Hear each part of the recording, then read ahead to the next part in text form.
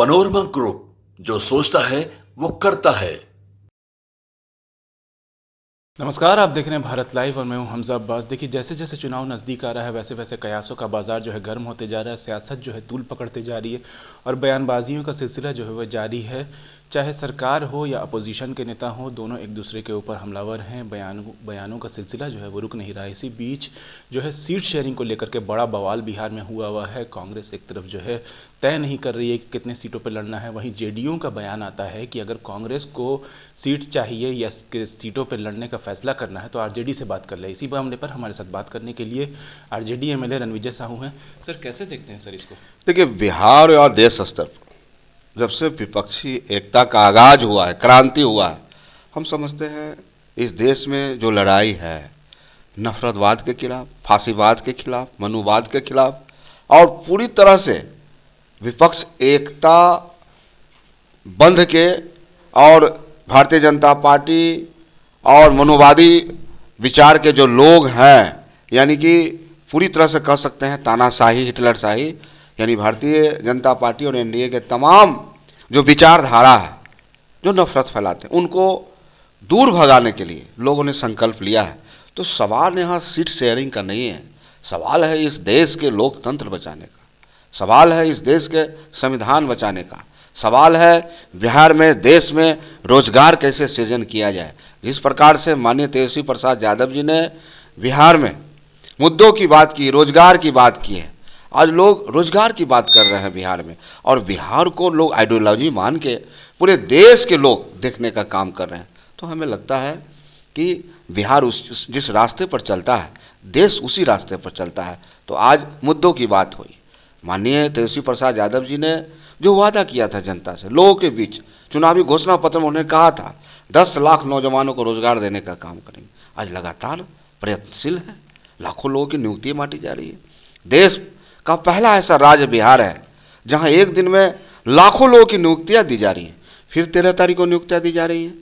तो आज जो जिस मॉडल को माननीय तेजस्वी प्रसाद यादव जी जो इस मॉडल को बिहार में आगे बढ़ा रहे हैं, हम समझते हैं देश इसको अपनाने का काम कर रहा है। आखिर भारतीय जनता पार्टी के नेता किन मुद्दों पर जनता के बीच जाएंगे? आज इन्होंने कहा था अच्छे दिन लाएंगे, नौजवानों को 2 करोड़ नौकरी देने का काम करेंगे, पलायन रोकेंगे, विशेष राज्य का दर्जा देंगे, विशेष पैकेज देंगे, किसानों को आय दोगुना करेंगे, प्रत्येक सांसद 2-2 गांव को गोद लेने का काम करेंगे। तो ये जुमलेबाजी है। नौजवान युवा ने इस सरकार को बड़ी नज़दीकों से देखा है, छला हुआ महसूस कर रहा है, ठगा हुआ महसूस कर रहा है। इसलिए यह धरती बिहार की धरती है, जहां लालू के नाम से जाना जाता है, जहां जननायक कर्पूरी ठाकुर के नाम से जाना जाता है, जिस धरती को महात्मा गांधी ने अपनाया था और यहाँ से अंग्रेजों के खिलाफ बिगुल फूका था। और हम समझते हैं यहाँ के तमाम आवाम एकजुट होकर जिस प्रकार से बिहार ने जातीय जनगणना कराया, माननीय नीतीश कुमार जी के नेतृत्व में उप मुख्यमंत्री तेजस्वी प्रसाद यादव जी ने आज अपने संसाधन पर जो जातीय जनगणना हुआ, चिंता किया मुख्यमंत्री जी ने, उप मुख्यमंत्री जी ने, कि गरीबों वंचितों को जहां कानून बनता है सदन के अंदर और जो पॉलिसी है उसको कैसे हम अडॉप्ट करेंगे, और जातीय जनगणना हुआ जिसमें ईबीसी को जो आरक्षण बढ़ा 18 से 25% बढ़ा। हम समझते हैं तमाम पिछड़ा, अति पिछड़ा, अल्पसंख्यक, तमाम लोग, प्रगतिशील समाज के तमाम लोग एकजुट हैं और नीतीश कुमार जी और तेजस्वी प्रसाद यादव जी का जो गाड़ी है, जो महागठबंधन का गाड़ी है, उसको तेजी से दौड़ाने के लिए तैयार है। और 2024 में जो भारतीय जनता पार्टी के और एनडीए के तमाम नेता हैं, बिहार में और देश से खदेड़े जाएंगे।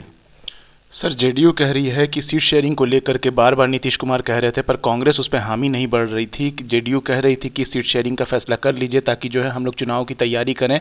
अब जो है नया बयान आया है जेडीयू का कि अगर सीट शेयरिंग की कांग्रेस को बात करनी है तो वो राजद से बात करें।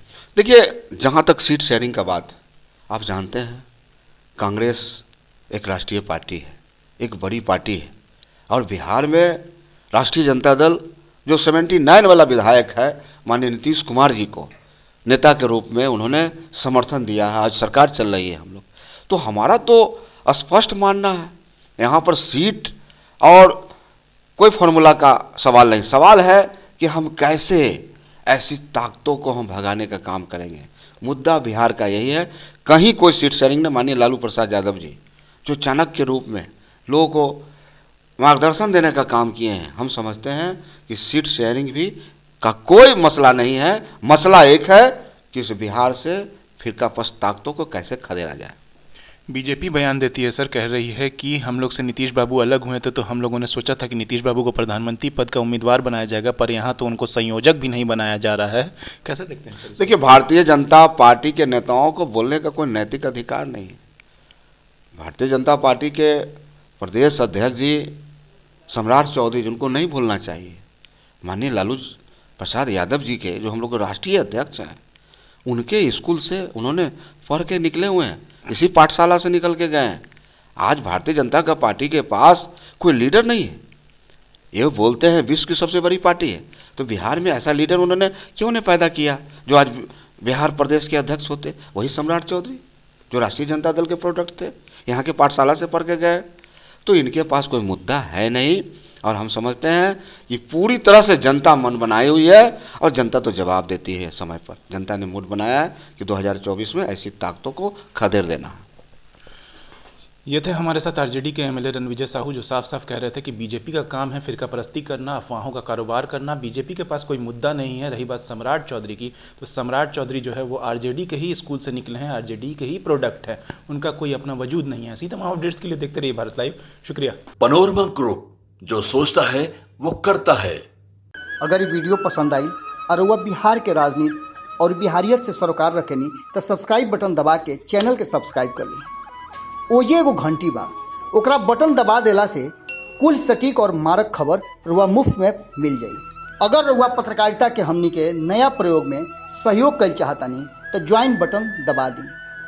पेटीएम नंबर नोट कर ली 9386816700। धन्यवाद।